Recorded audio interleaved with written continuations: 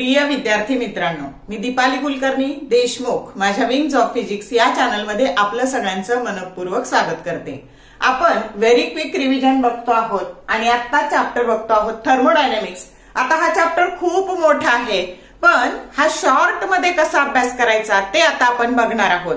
तर बघा, मी याचे जे डिफरन्सचे जे 3 व्हिडिओ केले त्याच्यामध्ये पहिल्या व्हिडिओमध्ये याचे सगळे डिफरन्सेस सांगितलेले आहेत, सगळ्या प्रोसेसवरचे। त्यामुळे इथं मी अगदी 2-2 मिनिटात ते सांगणार आहे, पण ज्या राहिलेल्या गोष्टी आहेत की ज्याच्यावर प्रश्न पडू शकतो ते आता इथं आपण बघणार आहे।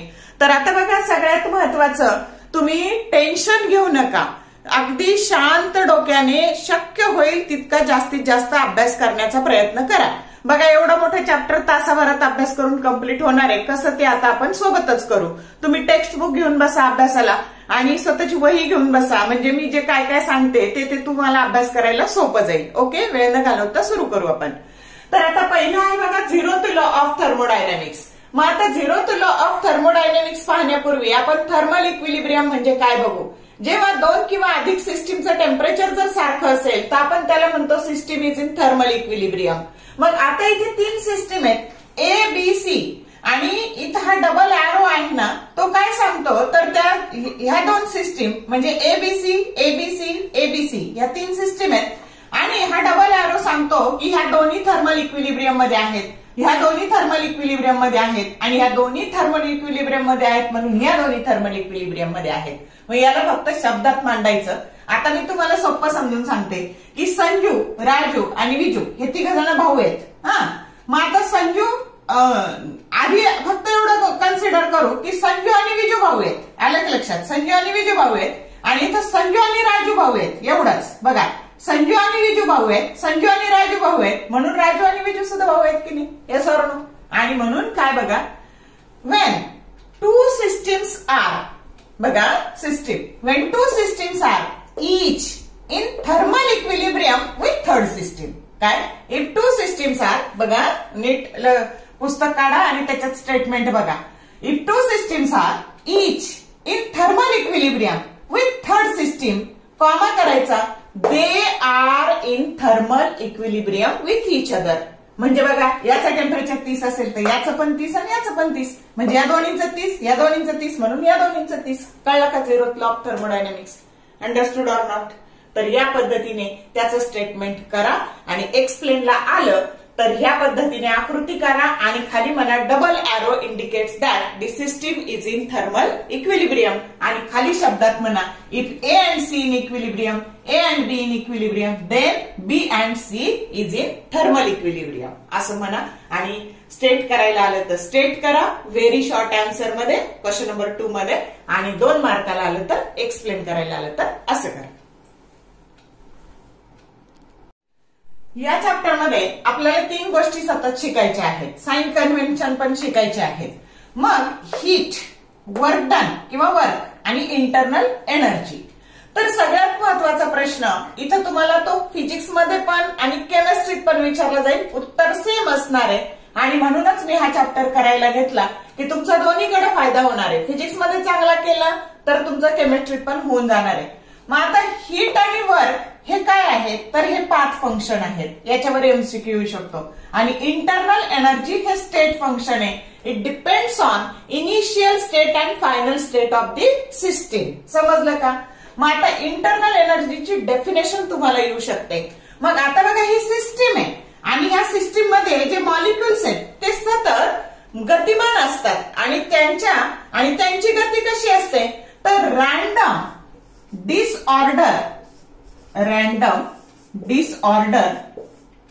disordered motion of molecules of a system,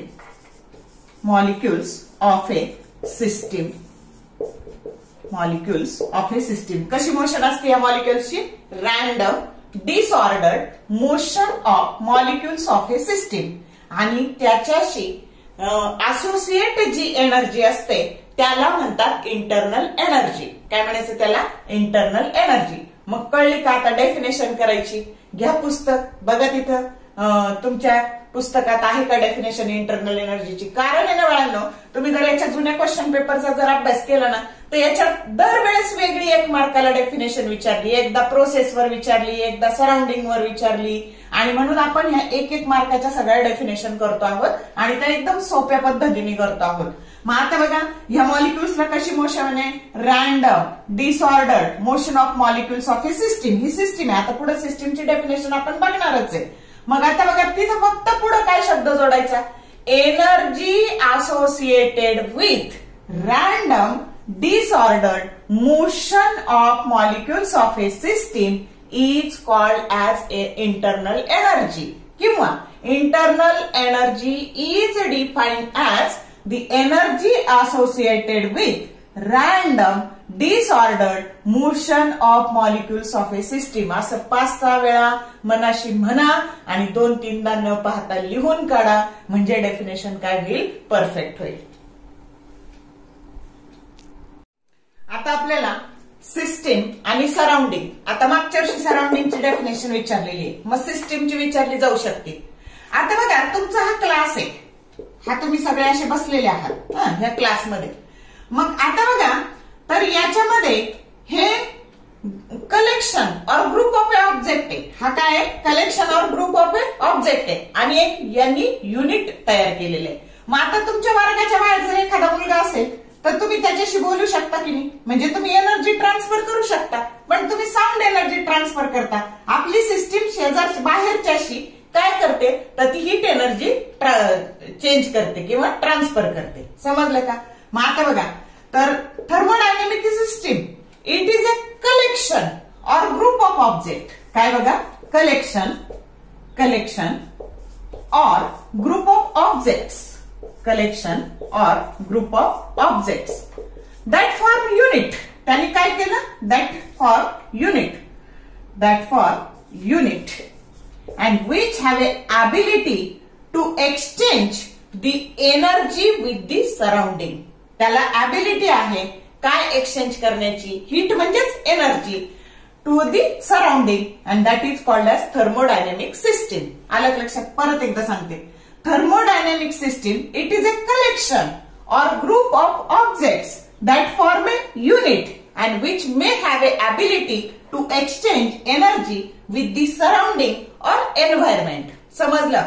आता आपल्याला सराउंडिंग और एन्व्हायरमेंट ची डेफिनेशन करायची. सराउंडिंग और एन्व्हायरमेंट. मग आता जो सिस्टीमचा भाग नाही ना, सिस्टीमच्या बाहेर जे सगळं आहे ना ते सराउंडिंग, आणि म्हणून anything that is not a part of system. Surrounding हा सिस्टीमचा भाग नसतो, सिस्टीमच्या बाहेरचं anything that is not a part of system or anything which is outside the system is called as surrounding. आहे का तुमच्या पुस्तकात अशी व्याख्या? अशा सगळ्या लिहून काढा. आता आपल्याला काय करायचं बघा, तर आपल्याला 3 प्रकारच्या सिस्टीम अगदी सोप्या पद्धतीने पाहायच्या. सिस्टीमचे 3 प्रकार काय काय बघा? ओपन सिस्टीम, क्लोज सिस्टीम आणि आयसोलेटेड सिस्टीम.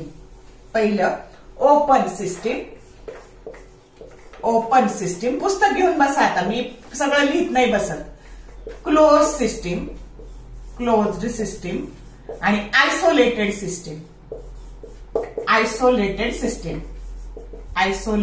सिस्टीम. आता बघा, तुमच्याकडे असा कपात चहा आहे, त्याच्यावर झाकण नाही ठेवलं, थोडा कपाचा आकार काढू आपण. हा असा कपामध्ये चहा आहे, असं चहा आहे, हा त्याची दांडी. आता याच्यावर झाकण नाही ठेवलेलं.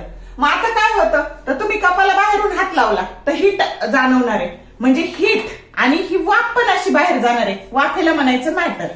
काय म्हणायचं? मॅटर. आणि हीट.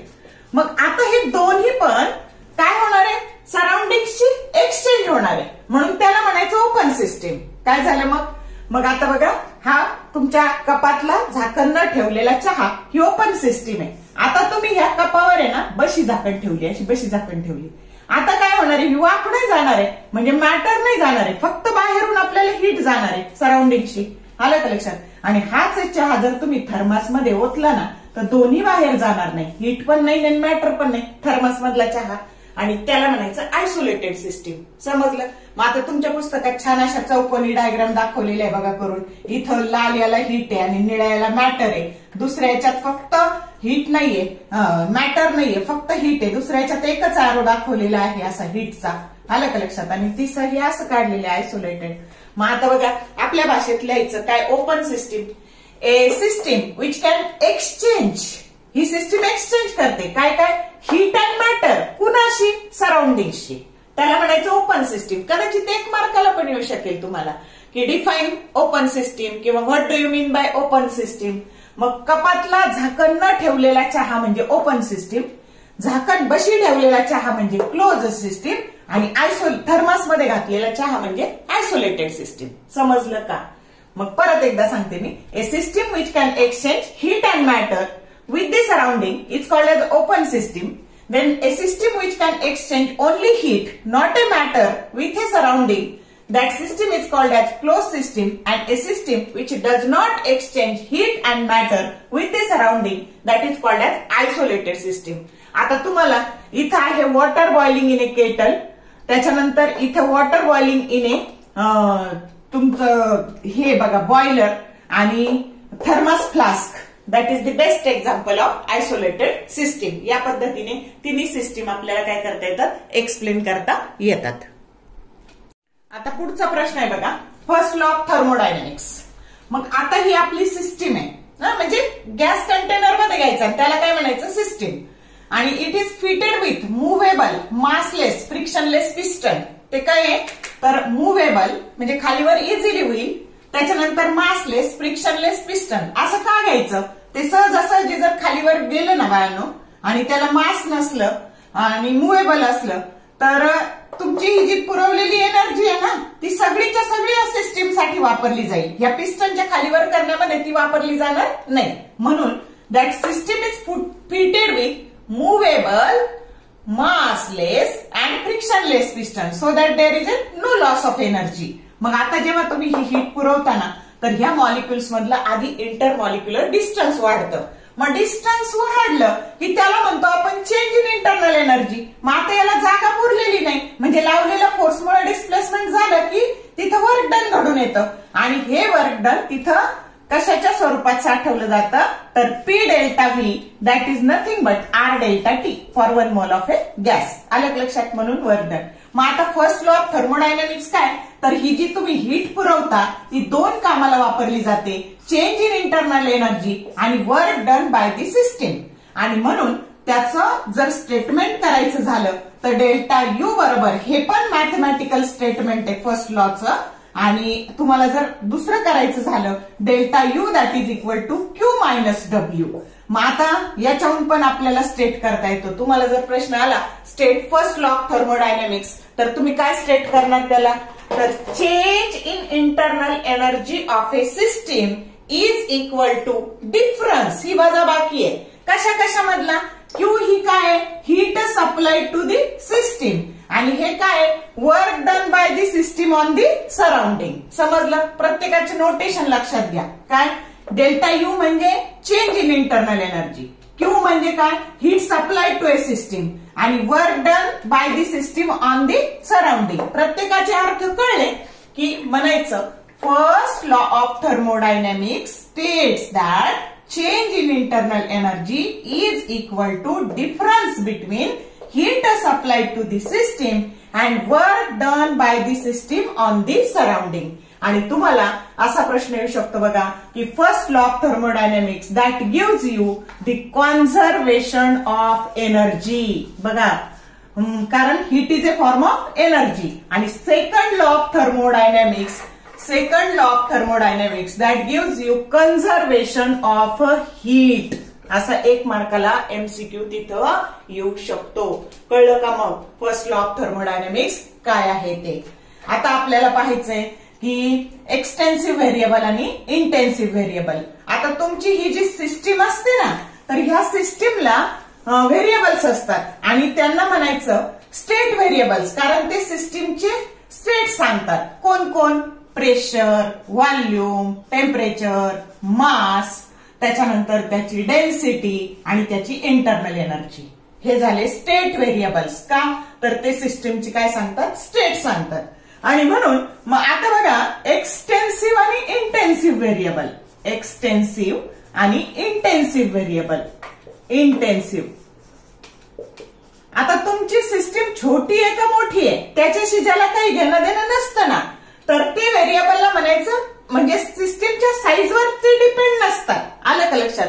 मग आता समजा तुमचं अशी ही सिस्टीम आहे, ही एक आणि ही एक.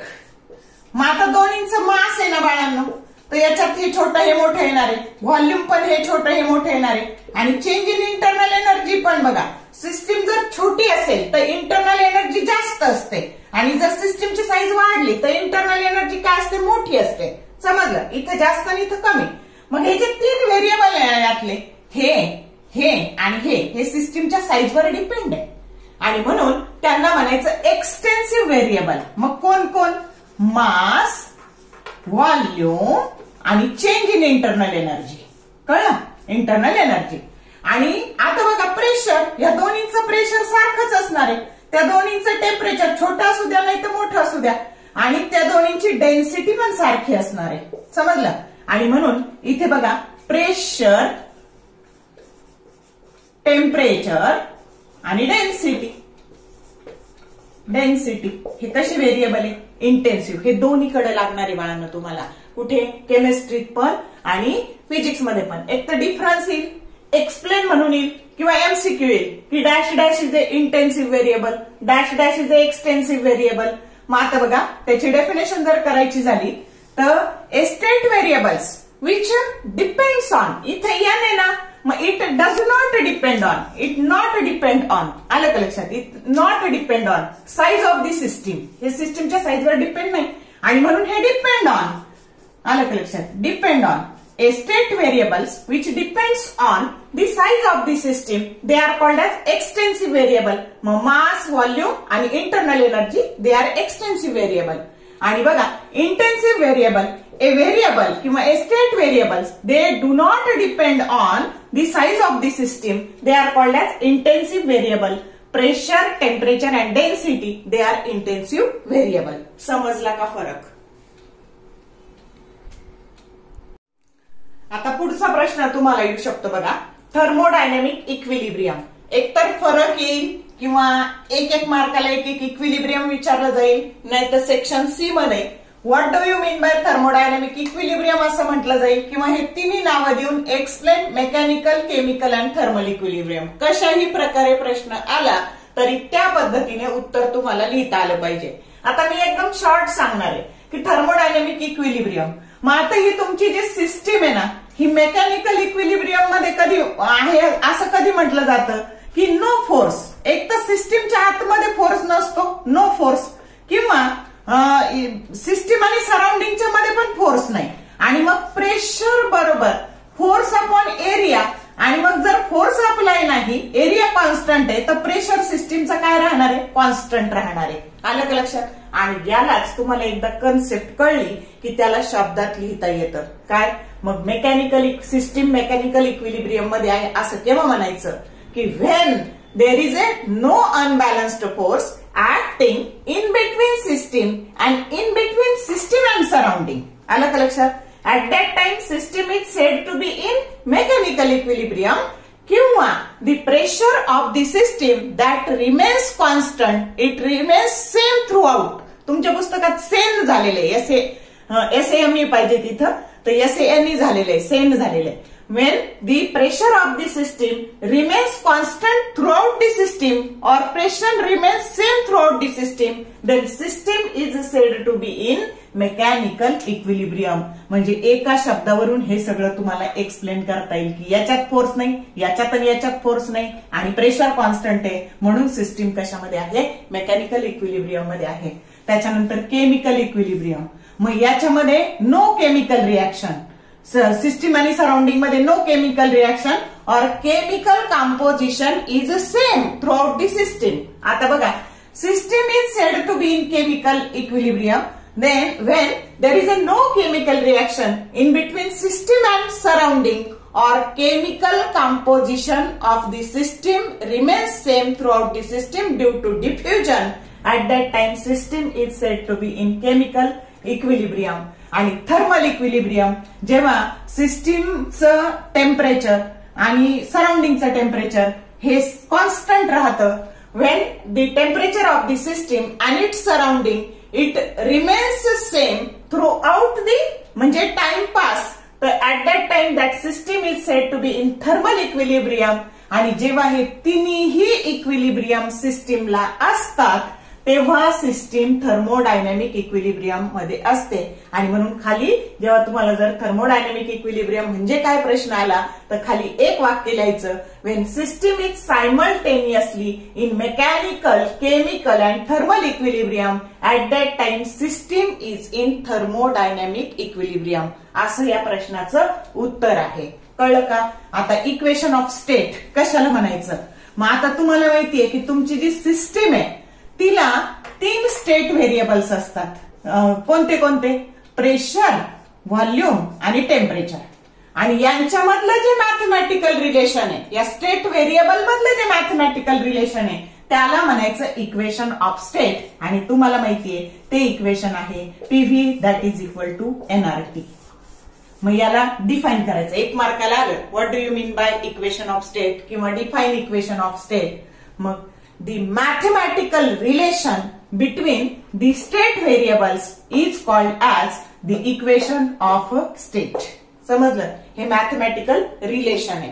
आता पीव्ही डायग्राम, मग या रिलेशनचा काय काढायचा? ग्राफ काढायचा. त्याच्यात पीव्ही डायग्राम येतो.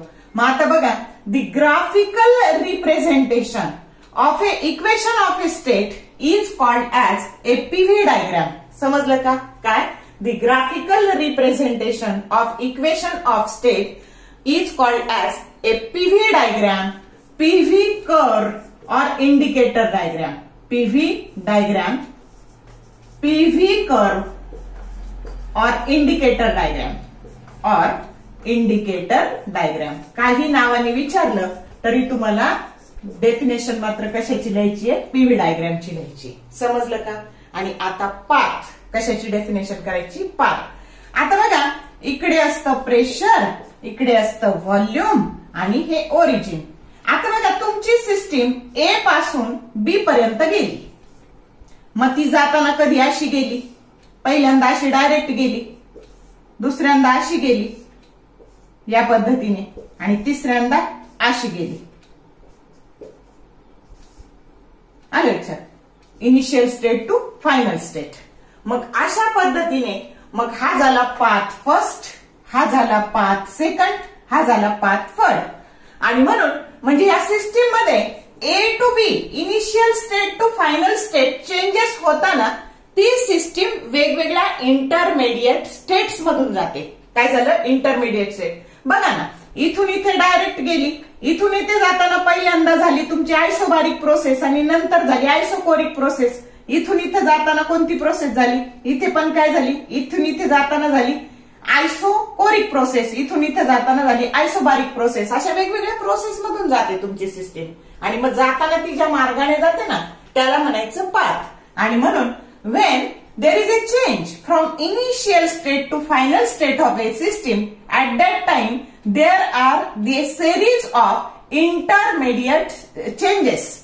And मग आता हे जे when these intermediate changes are plotted on a PV diagram, then they are called as a path. त्याला काय म्हणायचं? पाथ. अशा छोट्या छोट्या व्याख्या तुम्हाला या चॅप्टर मध्ये विचारल्या जाऊ शकतात.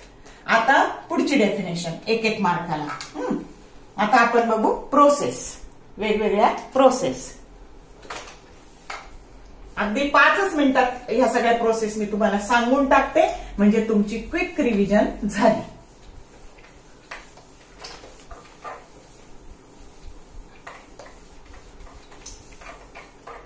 आता आधी प्रोसेस कशाला म्हणायचं? Thermodynamic process. मग आता बघा, ही initial state to final state changes झाले. P1, V1, T1 to changes झाले P1, V2, T2. आणि म्हणून a process in which there is a change in state variables that is called as a thermodynamic process. त्याला काय म्हणायचं? किंवा हे जे तुमचे state variables, when there is a change in state variables of a system that is called as thermodynamic process. ही definition आलेली आहे बघा. मग आता एक एक बघू आपण. रिव्हर्सिबल, इररिव्हर्सिबल. रिव्हर्सिबल मध्ये काय, तर पाण्याचं बर्फ होणं, हे तुमचं बर्फ आहे, ह्या आईसचं वॉटर होतं, परत त्या वॉटरचं आईस होतं. आणि म्हणून इनिशियल स्टेट, आता मी पटपट पटपट सांगणार आहे कारण मी याचे जे डिफरन्शियल जे भाग केलेले ना त्याच्यात हे सगळं सांगितलेलं आहे. मग इथं फक्त म्हणायचं दी रिव्हर्सिबल, इररिव्हर्सिबल प्रोसेस. इररिव्हर्सिबल प्रोसेस. मग आता बघा, ए प्रोसेस इन विच इनिशियल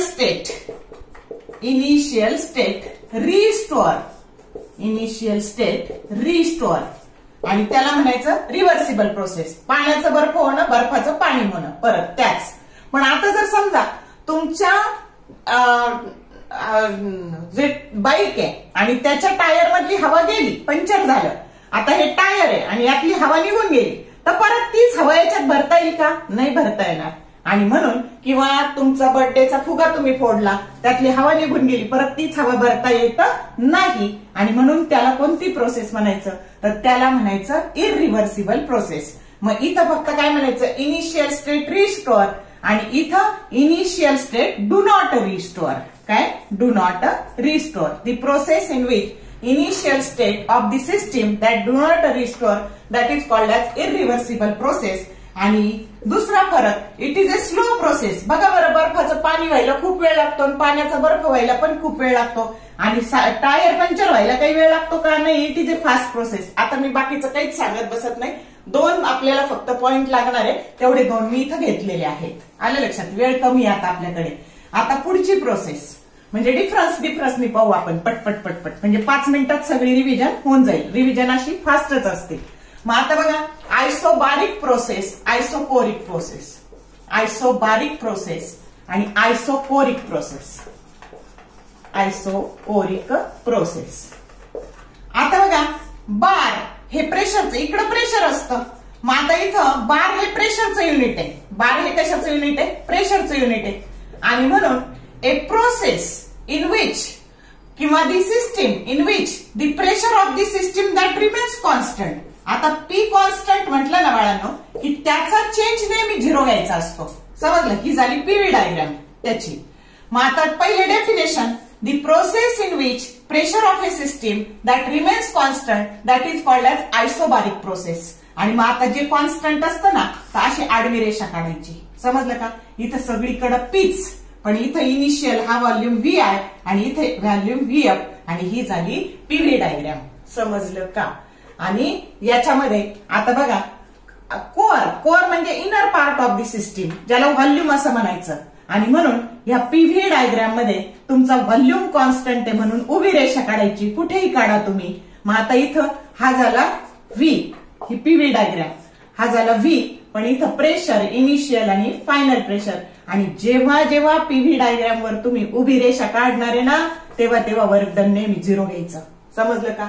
आणि म्हणून आता याचे 3 पॉइंट तयार झाले आपोआपच.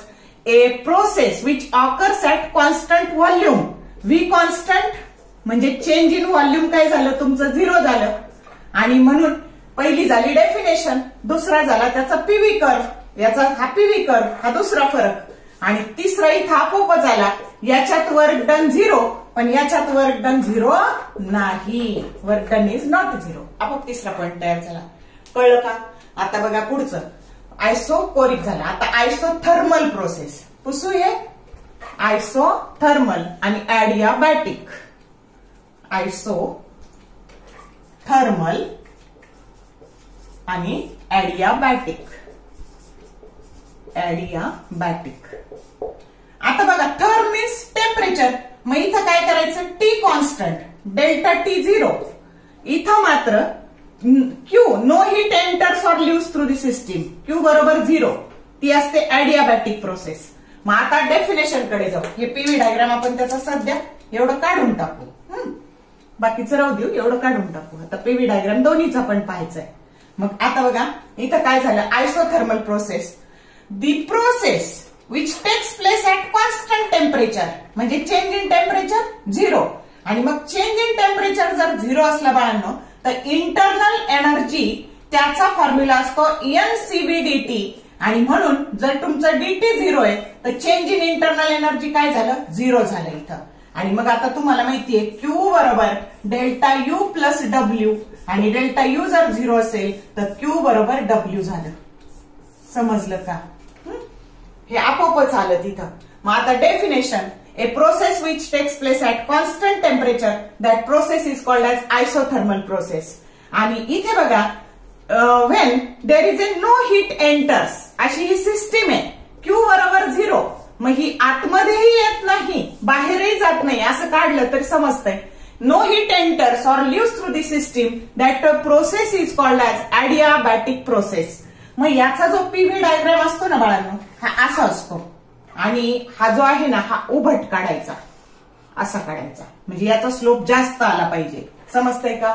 हा आहे रेक्टँग्युलर हायपरबोला, आणि या पद्धतीने हा त्याचा पीव्ही डायग्राम झाला. आणि Q बरोबर जर 0 असेल तर इथे आता तुम्ही इथं Q ची किंमत जर 0 टाकली, बघा Q delta U plus W, Q ची किंमत जर तुम्ही 0 टाकली तर डेल्टा U बरोबर Q बरोबर 0, मग हे 0 टाकलं तर डेल्टा U बरोबर मायनस W.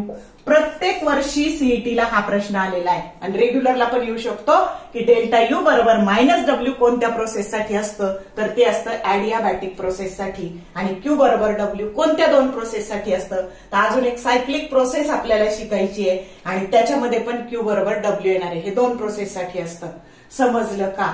तर या पद्धतीने आपल्याला आधी डेफिनेशन, मग त्याचा पीव्ही डायग्राम, आणि मग त्याचं Q इथं काय, तर Q बरोबर W, आणि इथं काय लिहायचं, डेल्टा U बरोबर मायनस W. या पद्धतीने झाली आयसोथर्मल प्रोसेस.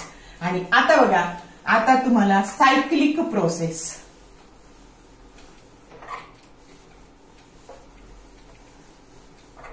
सायक्लिक प्रोसेस,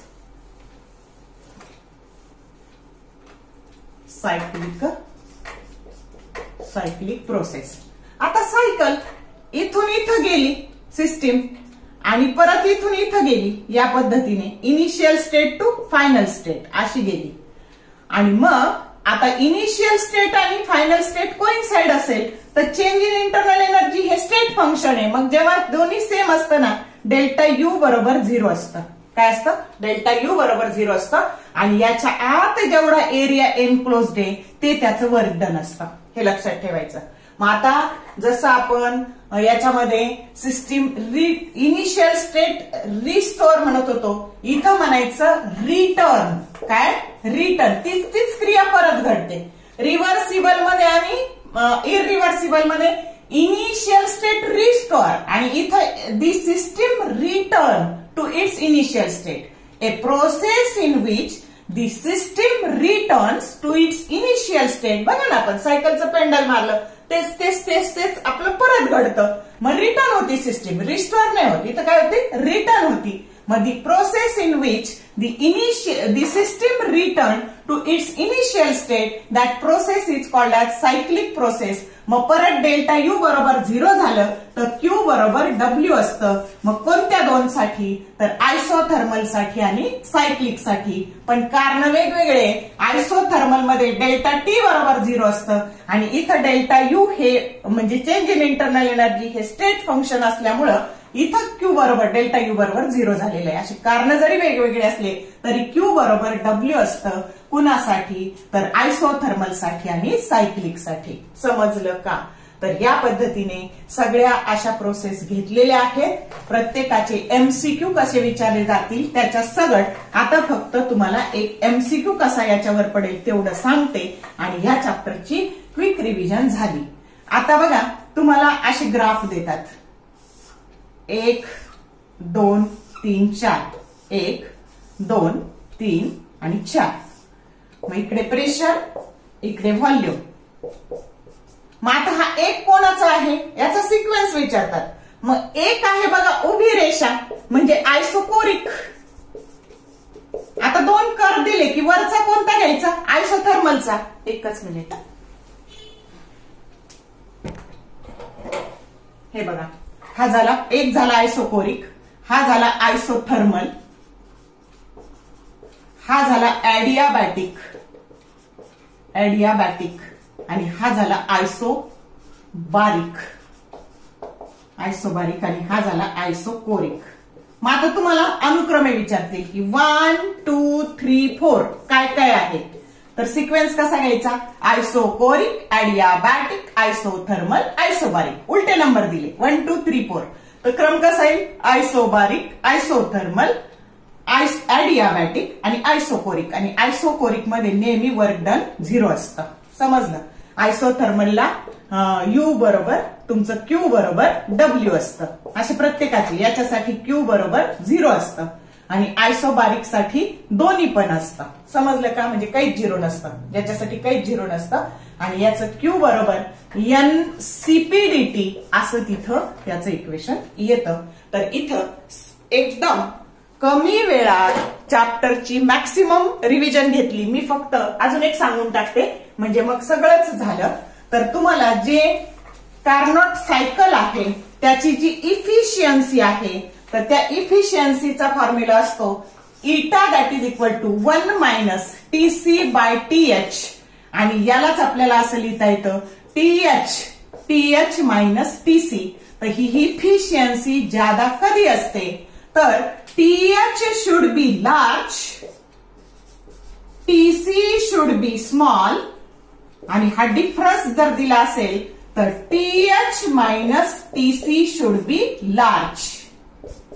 अशा 3 गोष्टी तुम्हाला देऊ शकतात की इफिशियन्सी, कार्नोट इंजिनची इफिशियन्सी जास्त कधी असेल. हा त्याच्यावर कदाचित त्याच्यावर धड्याखाली एक न्यूमरिकल्स आहे याच्यावरचं, ते 75% आहे. आता 55% ला एक ट्रिक असते.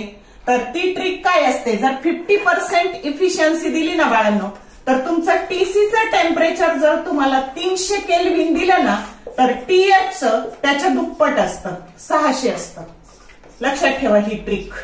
आणि जर त्याला तुम्हाला ऑप्शन डिग्री सेल्सिअस मध्ये दिलेले असतील तर याच्यातून 273 वजा करायचे. 600 वजा 273 जे काही येईल ते येईल तुमची डिग्री सेल्सिअस मधलं. समजलं का. 50% इफिशियन्सी जर दिली तर कॅल्क्युलेशन कसं करायचं, ही व्हॅल्यू दिली ही विचारली आणि ही दिली ही विचारली, ही दिली ही विचारली तर दुप्पट करायची आणि ही दिली ही विचारली तर त्याला 2 ने भागायचं. आणि जर ऑप्शन डिग्री सेल्सिअस मध्ये असतील तर त्याच्यातून 273 वजा करायचे. ही ट्रिक आहे 50% इफिशियन्सीची. तर 2023च्या नीटला हा 50% इफिशियन्सीचा प्रॉब्लेम पडलेला आहे 4 मार्काला. पण सोडवत बसायचं नाही, याचं तोंडी उत्तर असं काढता येतं.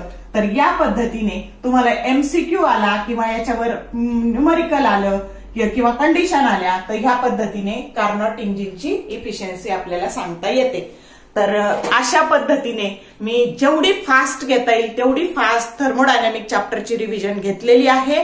मला खात्री आहे की हा व्हिडिओ तुम्हाला आवडला असेल. व्हिडिओ आवडला तर लाईक करा, शेअर करा, कमेंट करा. तुमच्या मित्रमैत्रिणींना तो पाठवायला विसरू नका. तुमच्या बरोबर त्यांचा पण फायदा होऊ द्या. आणि जे बोर्डाचे सगळे MCQ आहेत बघा बोर्ड क्वेश्चन बँक मधले, तर प्लेलिस्टला जा आणि बोर्ड MCQ किंवा बोर्ड VSA त्याचे सगळे शॉर्ट व्हिडिओ केलेले आहेत. तर जवळपास 99 व्हिडिओ आहेत MCQचे, ते बघायला विसरू नका. म्हणजे तुम्हाला कल्पना येईल की कशा प्रकारचे MCQ. 99 व्हिडिओ पाहिला 99 मिनिट लागणार आहे. म्हणजे रात्री कंटाळा आला आणि झोपताना जरी पाहिले तरी तुम्हाला MCQची कल्पना येणार आहे कसे MCQ येतात. व्हेरी शॉर्ट आन्सर पण प्लेलिस्टला सापडतील तुम्हाला. तर ते पण बघा जाण्यापूर्वी. अजून भरपूर वेळ आहे हातातून, टेन्शन घेऊ नका, शांतपणे अभ्यास करा. All the best for your study and exam and thank you for watching this whole video.